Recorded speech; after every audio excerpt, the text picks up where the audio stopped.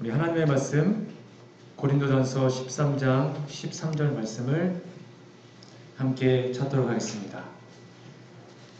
고린도전서 13장 13절에 있는 말씀입니다. 짧은 구절이니까 함께 읽도록 하겠습니다. 시작. 그런즉 믿음, 소망, 사랑 이 세 가지는 항상 있을 것인데 그 중에 제일은 사랑이라. 효석이가 가고 형서이가 왔습니다 라고 3년 전에 제가 첫 인사를 하고 어느덧 3년이 지났습니다. 문제가 있나요? 네. 먼저 부족한 저희 가정을 3년 동안 잘 해주실까요? 예.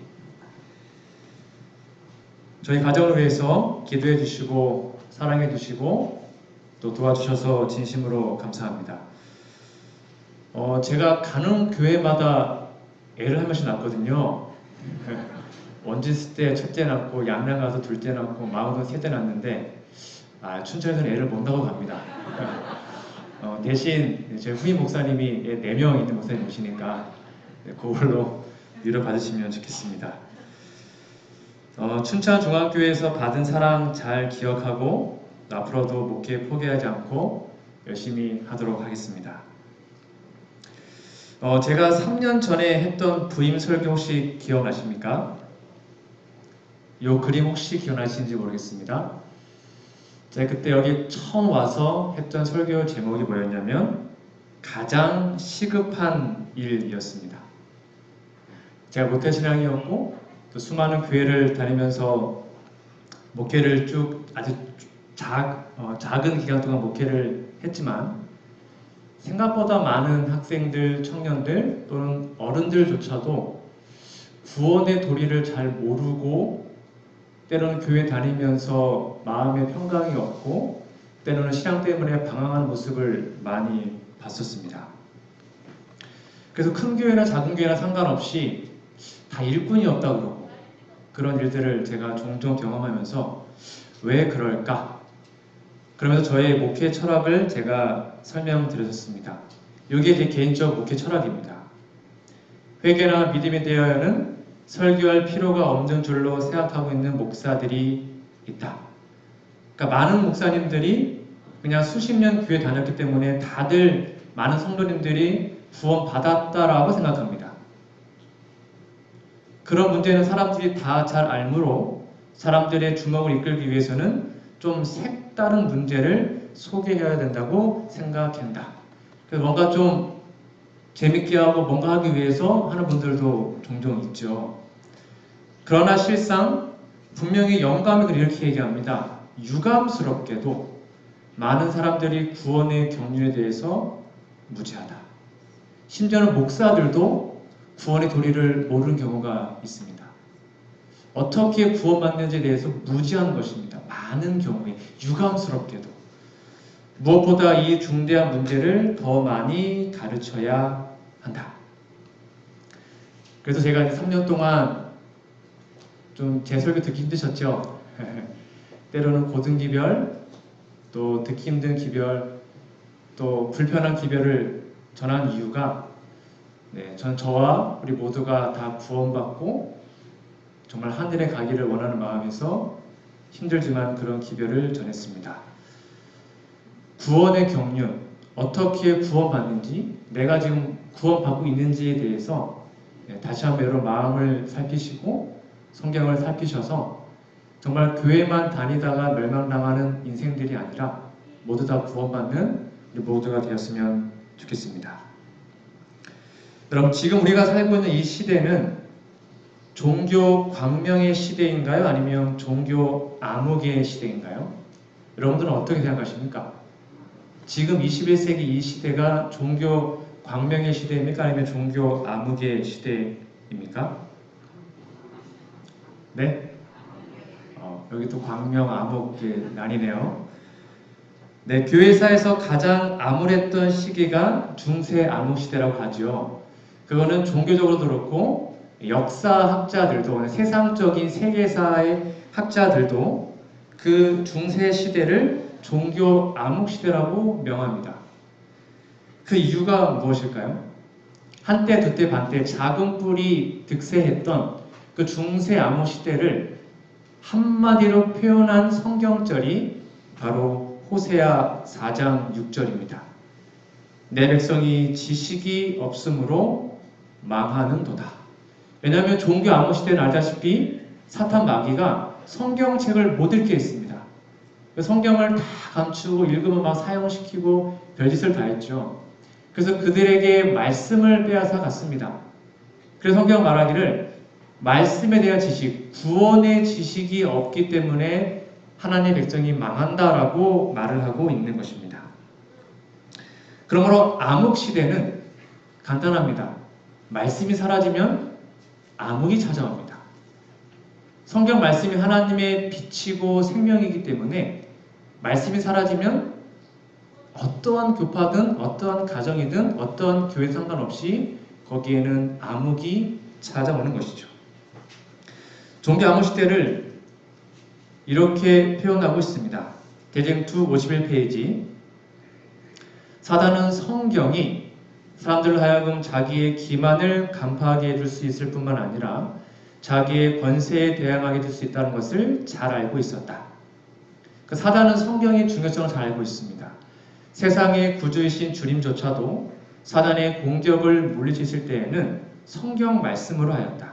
그러므로 사단이 사람들을 마음대로 지배하고 찬탈적인 법안권을 세우려면 반드시 사람들을 성경에 대하여 무지하게 만들어야 할 것이었다. 근데 아까 화인에서 말하기를 많은 사람들이 구원의 도리에 대해서 무지하다 그럽니다. 근데 그 구원의 도리가 어디 나와 있다는 거예요? 성경에 있거든요. 그러니까 지금은 성경, 즉 종교 광명 시대라고 말을 하지만 정말로 눈만 뜨면 성경 읽을 수 있고 유튜브 볼 수 있고 말씀의 홍수 시대이지만 오히려 구원의 도리와 진짜 그 말씀을 체험한 사람들을 보기 힘든 시대가 아닌가 생각합니다. 중세 암흑 시대는 수백 년 동안 성경의 보급이 금지되었고 사람들은 그것을 읽거나 집에 간직해 둘 수도 없었다. 근데 지금은 성경이 수십 권씩 있고 핸드폰 어플도 있지만 정말로 이때 사람들만큼 성경을 사랑하는지 모르겠습니다. 뒤에 이어서 보시면 수세기 동안 유럽에는 학문, 예술, 문화의 각 방면에 있어서 아무런 진보도 볼 수 없었다. 왜요? 하나님의 말씀이 없었기 때문에 발전이 없었습니다.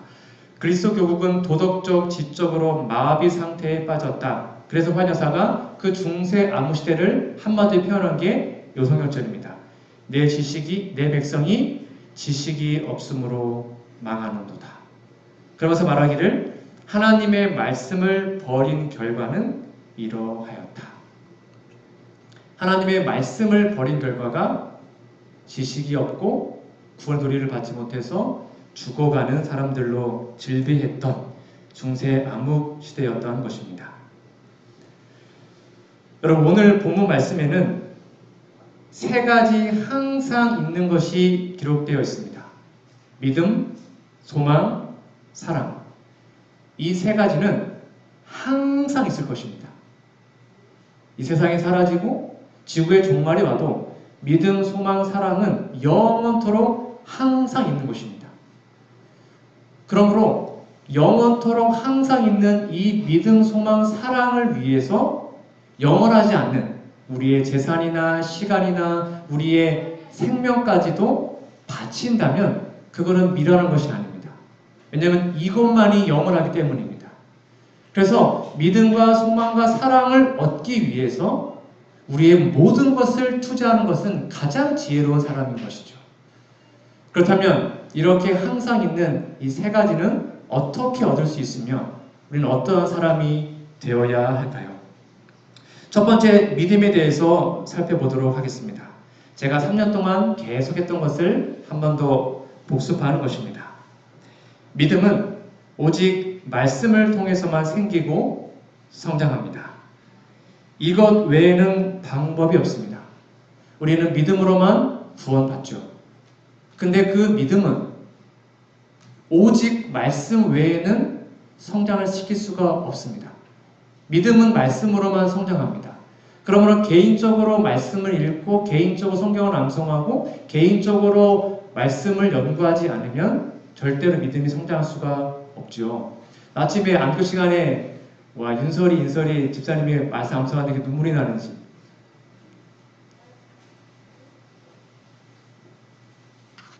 로마서 10장 17절 말씀 볼까요? 그러므로 믿음은 들음에서 나며 들음은 그리스도의 말씀으로 말미암았느니라.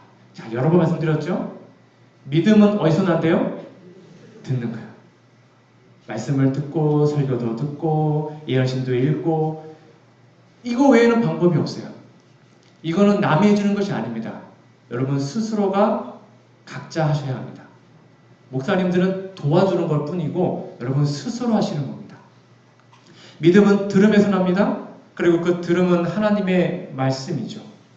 그래서 지금이 종교 광명 시대이지만 성경책이 집에 몇 권씩 있지만 이 성경을 우리가 직접 읽고 먹지 않으면 지금 시대도 종교 암호 시대와 똑같이 될 수 있다는 것입니다. 우리가 읽지 않으면, 우리가 먹지 않으면 중세 암호 시대나 지금이랑 똑같다는 것입니다. 그런데 불행하게도 예수님이 이렇게 마지막 시대를 경고하십니다. 그러나 인자가 올 때에, 이게 언제일까요? 예수님 재림 때. 예수님 말씀하신 겁니다. 예수께서 말씀하시기를 인자가 올 때, 내가 재림할 때 세상에서 믿음을 보겠느냐? 이게 믿음이 있다는 거예요, 없다는 거예요? 많이 부족하다는 것입니다. 마지막 때에 정말 믿음을 볼 수 있을까? 이게 예수님의 애끓는 마음이었어요. 정말 마지막 때에 믿음 있는 사람을 보고 싶다. 그게 예수님의 마음이었다는 것입니다. 제가 3년 내내 또 2주 전에도 감추인 보화 얘기하면서 말씀 보자고 호소 드렸습니다. 아마 많은 분들은 다 지금 개인적으로 말씀을 읽고 있다고 믿어 의심치 않습니다. 한 번 더 말씀드립니다. 이제 여러분 지겨우시죠? 말씀 열심히 읽으시고 공부 열심히 하시고, 그래서 우리의 지식이 세상적 지식이 아니라 구원받는 도리에 대해서 다른 사람들이 물어봤을 때 이렇게 하면 구원받을 수 있어요 라고 내가 경험한 구원의 길을 알려주는 우리 모두가 되었으면 좋겠습니다.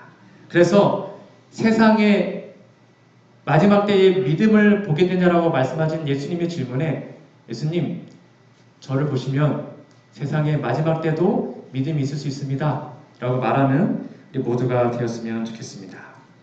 우리도 마지막 때에 믿음을 버릴 수 있습니다. 우리의 인생에 말씀이 사라지면 우리도 배도할 수 있습니다. 여러분 보지 않았습니까? 이상호 박사를 포함해서 많은 재림교회 목사들까지도 교회를 부인하고 교회를 떠나고 있습니다. 제가 살아생전에 현직 목사가 하나님을 부인하고 재림교회를 욕하는 영상을 볼 줄이야. 그렇게 될 수 있습니다. 우리가 말씀 안에 서지 않으면 수많은 사람들이 흔들림 때에 떨어져 나가게 될 것이죠. 대쟁투에 이런 말씀이 있습니다. 성경의 진리로 마음을 견고히 방어한 자들 외에는 아무도 최후의 대쟁투를 견디지 못할 것이다. 성경의 진리로 우리 마음을 견고히 방어해야 합니다. 밑에 보실까요? 한 가지는 확실하다. 사단의 깃발 아래서는 제치하시길 예수 재림교인들은, 이상하지 않습니까? 우리 재림교인들이 사단의 깃발 아래 선대요. 마지막 때. 왜 그런가? 먼저 하나님의 영의 증언에 포함된 경고와 책망에 대한 그들의 믿음을 포기하게 될 것이다. 하나님의 말씀과 예언시에 나와 있는 그 귀한 기별을, 그 경고와 책명, 듣기 싫은 고든 기별을, 거기에 대한 믿음을 포기할 때 사단의 깃발 아래 서게 될 것이라고 경고하고 있는 것입니다. 여러분, 그러므로 성경과 예언시에 대한 믿음을 꼭 믿지 마시고, 아니 잊지 않으시고 말씀 보고 예언의 보고, 그래서 우리 안에 믿음이 날마다 성장하는 모두가 되기를 간절히 바라고요. 특히 우리 청년들, 성경 꼭 읽으시고 지금처럼 성경 읽는 우리 청년들 되었으면 좋겠습니다. 두 번째, 믿음은 그렇게 자라는 것이고요. 소망입니다. 이 소망도 영원한 것인데 우리의 최고의 소망은 바로 예수님의 재림입니다. 우리 교회 이름이 제7의 안식일 예수 재림교회입니다. 재림은 우리의 최고의 소망입니다. 여러분 다 동의하시죠? 우리 최고의 소망은 재림입니다. 그렇다면 재림을 기다리는 사람들의 특징은 무엇일까요? 우리 재림교회의 특징이 무엇이 되어야 할까요? 정말 그 영원한 소망을 가진 사람들은 어떠한 삶을 살게 될까요? 베드로후서 3장 11절 말씀에 이렇게 나와 있습니다. 이 모든 것이 이렇게 풀어지리니 너희가 어떠한 사람이 되어야 마땅하뇨? 거룩한 행실과 경건함으로 하나님의 날이 임하기를 바라보고 간절히 사모하라. 그날에 하늘이 불에 타서 풀어지고 체질이 뜨거운 불에 녹아지려니와 라고 얘기합니다. 이렇게 소망을 가진 사람들, 예수님의 재림을 기다리는 사람들의 첫 번째 특징은 거룩한 행실과 경건함을 나타내는 사람들입니다. 이게 바로 소망을 가진 사람들의 모습입니다. 여러분, 거룩한 행실과 경건함은 무엇일까요? 거룩은 구별된 것이죠. 그러므로 진정한 소망을 가진 사람들은 거룩한 시간인 안식일을 금요일 해질 때부터 토요일 해질 때까지 지킵니다. 그리고 거룩한 공간인 하나님의 성전을 자주 찾고 감사히 여깁니다. 그리고 정기적으로 나아가서 예배합니다. 거룩한 백성은 거룩한 책이 성경 말씀을 날마다 구별하여 읽고 암송합니다. 그리고 거룩한 11조와 헌금을 규칙적으로 구별하여 드립니다. 그리고 거룩한 사명인 복음 전파를 날마다 실천하고, 그리고 교회의 직분, 거룩한 직분을 수행하며 살아갑니다. 이것이 바로 거룩한 행실과 경건함으로 소망을 가지고 예수님의 재림을 기다리는 사람들의 모습입니다.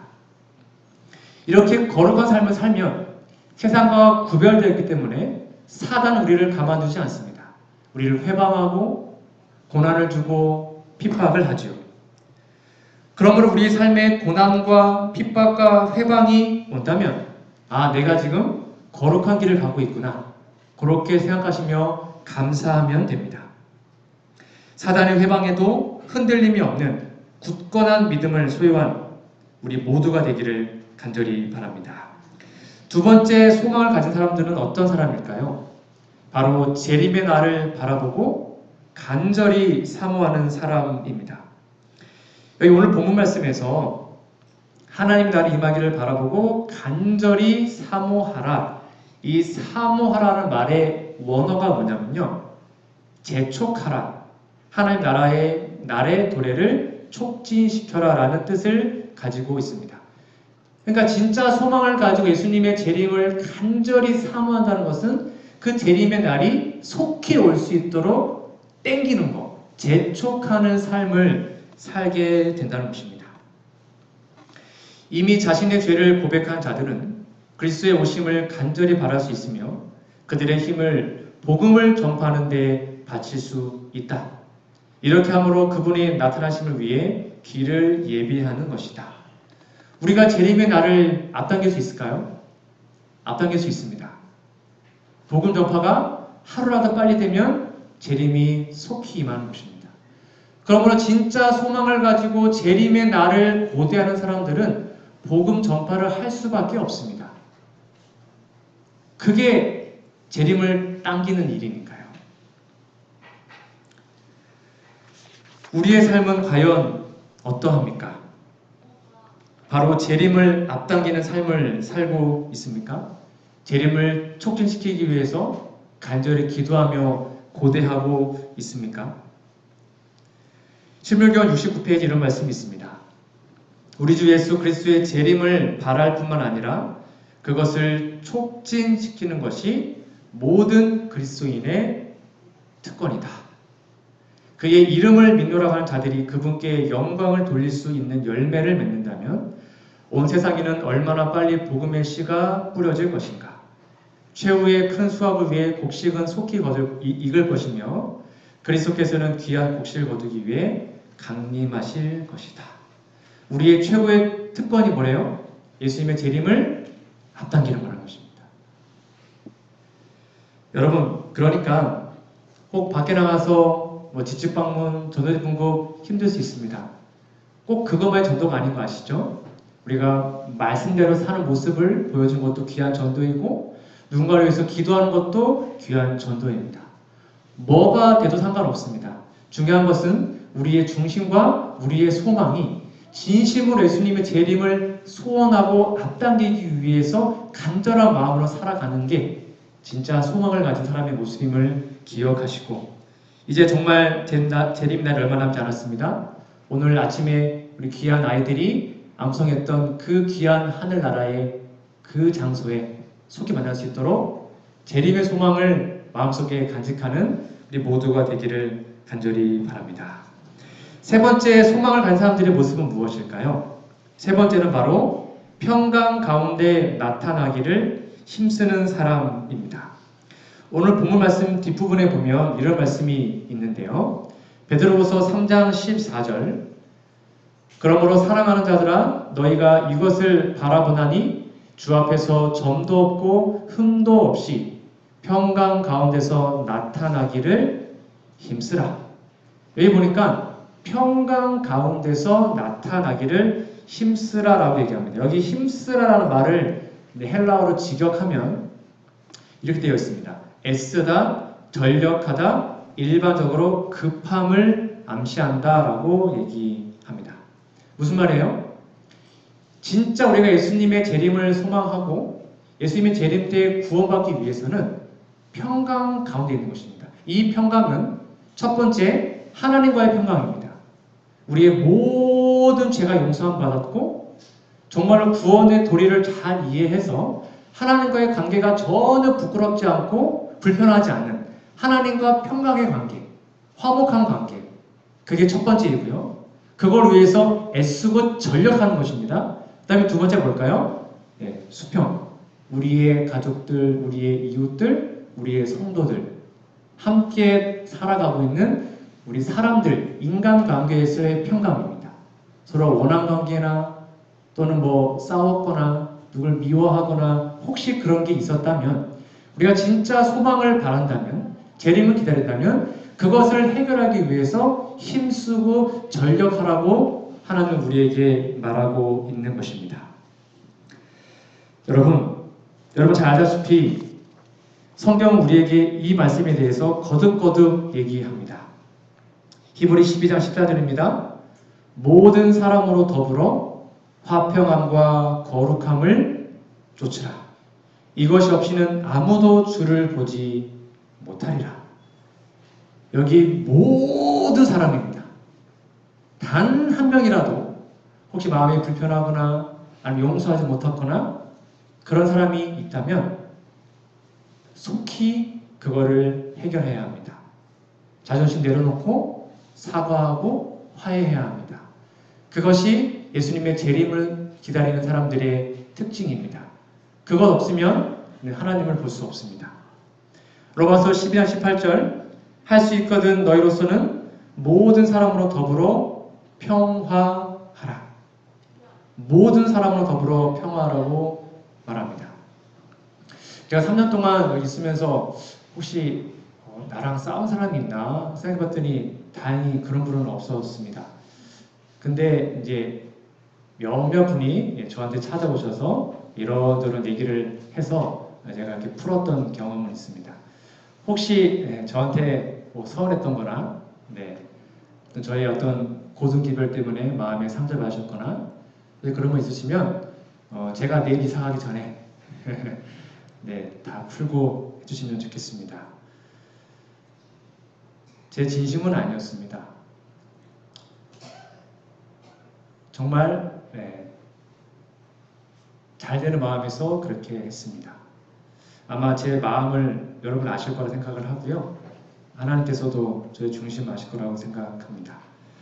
여하튼 여기 모든 사람으로 더불어 화평함과 거룩함을 쫓는 것, 정말 단 한 명이라도 미워하거나 서운하거나 감정 상한 일이 없고 다 푸는 것, 이게 진짜 중요한 소망을 가진 사람들의 모습인 것입니다. 왜냐하면 우리 모두는 다 하늘에서 영원토록 같이 살 사람들이잖아요. 영원토록 가야 되는데 불편하면 안 되잖아요. 그 일을 위해서 여러분 더욱더 애쓰시고 기도하는 우리 모두가 되었으면 좋겠습니다. 사도행적 549페이지에 이런 말씀이 있어요.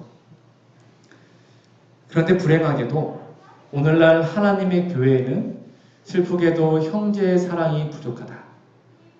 그리스도를 사랑하노라고 공언하는 많은 사람들이 서로 사랑하지 않는다. 불신자들은 그리스도인이라고 공언하는 사람들의 신앙이 그들의 생애에 성화시키는 가마를 끼치고 있는지를 지켜보고 있으며 그들은 품성의 결정과 행동의 모순을 분별하기에 민감하다. 그리스도인들은 원수가 그들을 가리키면서 그리스도의 깃발 아래에 서 있는 이 백성이 얼마나 서로 미워하는가 보라고 말할 수 있게 하지 말라. 그리스도인들은 모두 동일한 불면에 관한 복된 소망을 가진 동일한 하늘 아버지의 자녀인 한 가정의 가족이다. 그들을 함께 묶는 유대는 매우 가깝고 부드러워야 한다. 그러므로 세 번째, 우리가 정말로 말씀을 통해서 믿음이 생겼습니다. 그리고 예수님의 재림을 정말 간절히 소망합니다. 그러면 그런 사람들은 이 땅에서 서로 사랑하며 삽니다. 그래서 믿음, 소망, 사랑 중에 사랑이 가장 중요한 것입니다. 왜냐하면 사랑은 열매이기 때문입니다. 믿음이 생겼어요. 그리고 정말로 소망을 가지고 재림을 고대합니다. 그러면 그런 사람들은 이 땅에서 반드시 서로 사랑하며 살아갈 수밖에 없습니다. 그것이 이 땅에서 먼저 나타난 사람들이 하늘에 가서도 서로 사랑하며 살아가는 것이죠. 신구약을 통해 봤을 때에 진정한 하나님의 가족은 서로 진심으로 사랑하고 서로 연합합니다. 그러므로 그리스도인 교회, 하나님의 가족, 이것을 한마디로 말하면 연합된 공동체입니다. 왜냐하면 교회가 분열되거나 싸운다면 그건 사단의 영이 임한 것이고 하나님의 성령이 임하면 교회는 반드시 하나로 연합되기 때문입니다. 어떠한 세력도 건드릴 수 없게 완벽하게 연합됩니다. 그것이 바로 진정한 사랑의 힘이죠. 여러분, 이 말씀은 여러분 꼭 이 문장은 기억하시면 좋겠습니다. 좀 함께 읽어볼까요? 시작! 진정으로 사랑하면 완전히 하나가 됩니다. 정말입니다. 진정으로 사랑하면 완벽하게 하나가 됩니다. 삼위일체 하나님은 서로 완벽하게 사랑하십니다. 그렇죠? 자신보다 아버지를 더 사랑하고 아버지는 아들을 더 사랑하고 세 분 하나님이 아가페 사랑으로 너무 사랑하세요. 그래서 그 세 분을 하나라고 부르는 거예요. 삼위일체. 그러므로 우리의 교회에 진짜 사랑이 가득하다면 우리는 완벽하게 하나가 될 수 있습니다. 그리고 그렇게 되어야 합니다. 그게 바로 믿음, 소망, 사랑 중에 제일 중요한 사랑, 그 중에 제일은 사랑이라고 말하는 말씀의 의미인 것이죠. 여러분, 사랑은 곧 연합이고 하나됨입니다.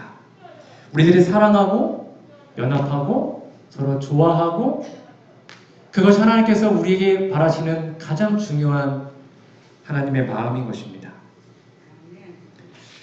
그러므로 조화를 이루기 위해서 지금처럼 서로 사랑하시고 서로 격려하시고 위로하시고 혹시 싸웠다면 빨리 화해하시고 그런 아름다운 모습이 우리 교회에 늘 이어지기를 소망합니다. 세상은 우리들 사이에 있는 분열을 만족한 마음으로 바라보고 있습니다. 마귀는 우리 교회가 분열되고 깨어지기를 바랍니다. 그런데 이 마지막 시대에 대쟁투 환란 때 우리가 이겨낼 수 있는 유일한 힘은 서로 하나 되는 것입니다. 우리 혼자로는 불가능합니다. 우리 혼자로는 그 환란을 이겨낼 수가 없어요.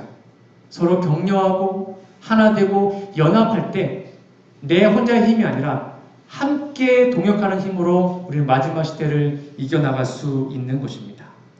그러면 한 가족으로, 한 구성원으로 서로 사랑하고 믿어주고 격려하고 이왕이면 좋은 말만 하시고 뒷담화하지 않고 나쁜 소문 퍼뜨리지 않고 좋은 말, 마음에 힘주는 말, 격려해주는 말, 그런 말이 우리 교회 안에 차고 넘치기를 간절히 소망합니다.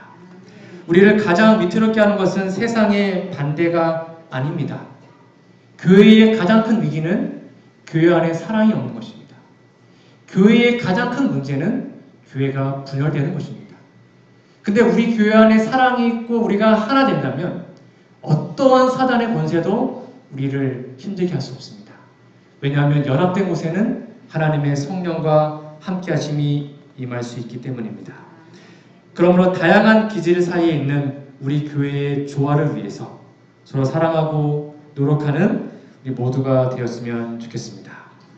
그래서 우리의 기도가 예수님의 마지막 기도, 아버지 저희를 하나 되게 하옵소서 라는 그 기도가 우리 모두의 매일의 기도가 되기를 간절히 바랍니다. 몇 가지 예언의 말씀을 읽고 오늘 말씀을 정리하겠습니다. 하나님께서는 당신의 백성이 한 연합체가 될 것을 계획하신다. 그리하여 그들은 서로 눈을 마주치고 동일한 마음을 가지고 동일한 판단을 내리게 될 것이다. 이러한 일은 교회 내에 명백하고 단도직입적이며 산 증언이 없이는 성취될 수 없다. 그리스도의 기도는 당신의 제자들도 당신이 당신의 아버지와 하나이신 것처럼 서로 하나가 되는 것이었다. 삼위일체 하나님이 완벽하게 하나 되시되 우리가 완벽하게 하나 되는 것, 그게 예수님의 기도의 모습이었다는 것입니다. 이거 좀 같이 읽어볼까요? 형제들이여, 시작. 형제들이여 연합하라. 인간의 규면의 모든 것을 버리고 그대들의 위대한 모범이신 예수님의 발자취를 가까이 따름으로 함께 가까이 끌려가자. 하나 더 보겠습니다. 그리스도와 신자들과의 연합은 피차 간의 연합을 하나의 필연적 결과로 이루어 줄 것이며 그 연합의 무대는 지상에서 가장 오래 지속되는 것이다. 우리는 그리스도께서 아버지와 하나이신 것처럼 다행히 삼위일체 모델입니다. 그리스도 안에서 하나이다. 그리스도인들은 가지들인데 산 포도나무에 붙어있는 유일한 가지들이다. 하나의 가지가 다른 가지에서 생명력을 빌려오지 않는다. 우리의 생명은 포도나무의 줄기에서 와야 한다. 우리가 성령의 열매를 맺으려면 매일, 매시간 그리스도와 개인적으로 연합하고 그분과 교통하는 길밖에 없다. 계속 우리에게 권면하고 있지 않습니까? 하나 되라고 말하고 있습니다. 왜냐하면 그렇게 하나 되지 않고 사랑이 없으면 아까 말한 것처럼 이렇게 되기 때문입니다. 불로 연단한 금은 곧 사랑으로 역사하는 믿음이다. 오직 이것만 우리를 하나님과 화목하게 할 수 있다. 우리는 같이 읽어볼까요? 시작. 우리는 활기차게 많은 일을 할 수 있으나 사랑, 곧 그리스도의 마음이 있었던 그 같은 사랑이 없으면 우리는 결코 하늘 가족의 일원이 될 수 없다. 아무리 교회를 열심히 해도 우리 안에 예수님의 사랑이 없으면 하늘 가족이 될 수 없다고 말합니다. 그러므로 가장 중요한 항상 있는 믿음, 소망, 사랑이 우리 안에 차고 넘칠 수 있도록 여러분의 모든 인생을 거기에 투자하시기 바랍니다. 그것이 가장 지혜로운 것입니다. 사랑, 믿음, 소망 이 세 가지만 우리 안에 있다면 우리는 두려워할 것이 없는 것입니다. 왜냐하면 저 하늘이 우리의 것이 되기 때문입니다. 말씀의 결론을 맺겠습니다. 여러분, 예수님이 정답입니다. 예수님이 해답입니다. 우리에게는 믿음이 없습니다. 우리에게는 소망도 없고 우리는 사랑이 없어요. 그런데 믿음이 예수님에게는 있고요. 예수님에게 소망이 있으며 예수님께 사랑이 있습니다. 그러면 날마다 예수님께 오시고 오직 예수님 안에서 믿음, 소망, 사랑을 키워가시는 우리 모두가 되었으면 좋겠습니다. 날마다 말씀을 통해 믿음이 성장하고 하늘을 바라보는 재림 성도로서 재림의 소망을 가지며 사시고 그리하여 서로 연합하고 사랑하는 춘천중앙교회가 되기를 간절히 바랍니다. 지난 3년 동안 저의 부족한 설교를 들어주셔서 진심으로 감사하고요. 그리고 저와 저의 아내와 저의 새 자녀들을 사랑으로 품어주셔서 감사합니다. 영월에 가서도 열심히 목회하고 그다음에 거기에서도 좋은 소식을 들려드리고 또 춘천중앙교회를 위해서 날마다 기도하도록 하겠습니다. 하나님의 축복이 여러분 삶 속에 함께 하시기를 간절히 소망합니다.